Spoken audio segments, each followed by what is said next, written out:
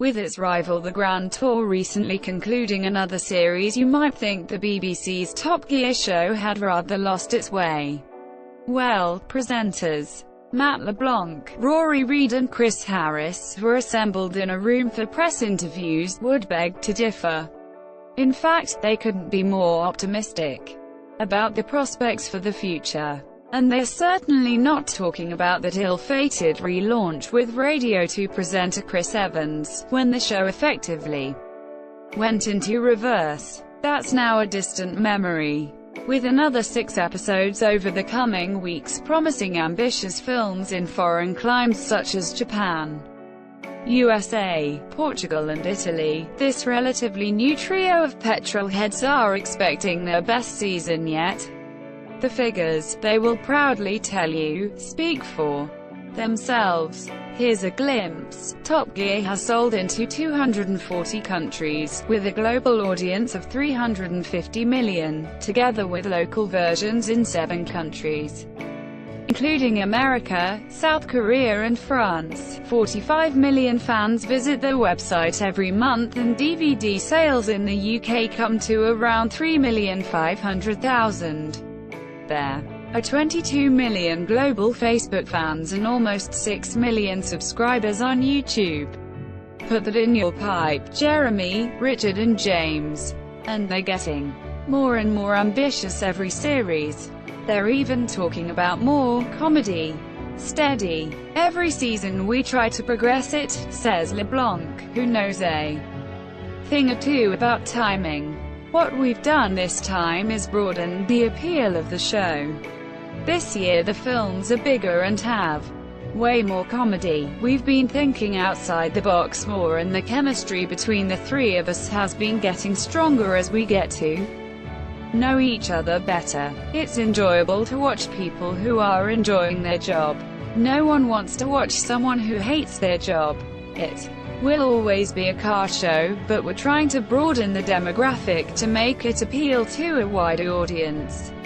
According to the star of Friends and Episodes, this means concentrating more on the quality of the films, which have increased in scope for this series. Inevitably, on Top Gear, you have to have a lot of exposition about the technology of cars. So someone who is not a petrolhead like myself won't care to watch that. But as with any form of good storytelling, if you can deliver a narrative in an engaging way, audiences will be drawn in. People often come up to me and say, I don't care about cars but I watch Top Gear. I find it really involving and I also learned something about cars along the way. In a nutshell, the car will always be the star, but we're trying to make an hour of entertainment that the whole family can watch. But what of the memorable stunts that Top Gear has brought to us, such as ambulance racing, or partially submerging a Ford Transit in a river, just for the fun of it? Says LeBlanc, we had a lot of fun with some tractors. When you get stuck behind one, you can't go anywhere. So we're trying to speed up farming. Clarkson would approve anything else. We did the Burley horse trials in SUVs. We did the jumps pulling horse trailers with papier-mâché horses inside. That was really fun. Much has been made of the chemistry, or lack of, between the 3 main presenters, who began on the show pretty much from a standing start.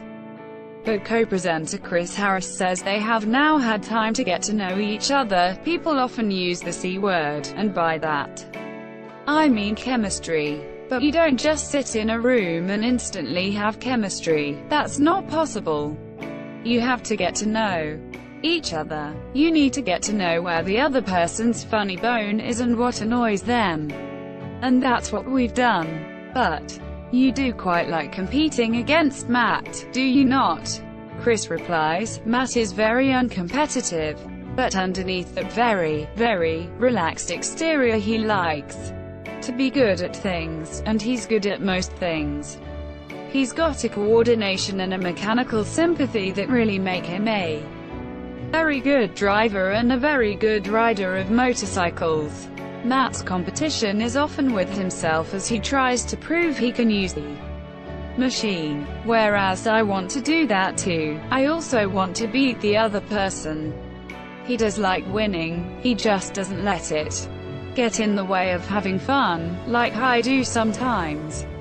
There is even talk from executive producer Claire Pizzey that the relationship between the new trio may rival the three amigos from old. They have such great camaraderie, she says.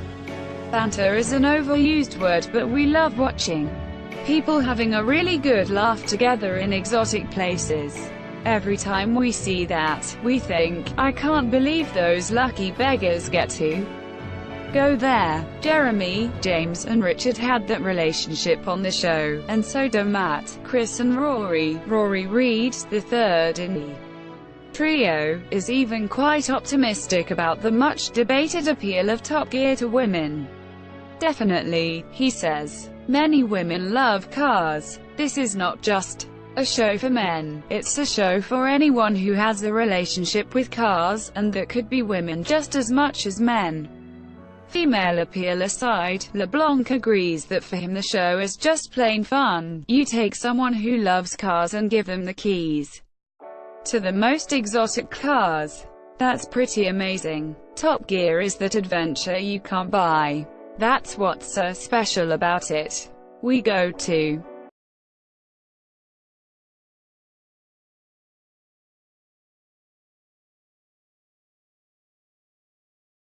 pull it off. We'll get to drive a mountain road where the police have locked it down, so we have it all to ourselves. That's something you can't do anywhere else. This job is great. I still have to pinch myself that I've got it, but for how long? With the future of motoring as we know it changing all the time, motoring may well give up on us before we give up on Top Gear, which is now 41 years old. Matt LeBlanc believes it may have another 40 years to run, though, why not? It's a timeless show. I wonder what they'll be covering in 41 years. If we're making flying cars, I'm sure Top Gear will be talking about that. It's a very strong brand. There will always be a place for it because human beings have a strong sense of independence, and the car gives you that. You start the car on your driveway and suddenly you're the master of your own destiny.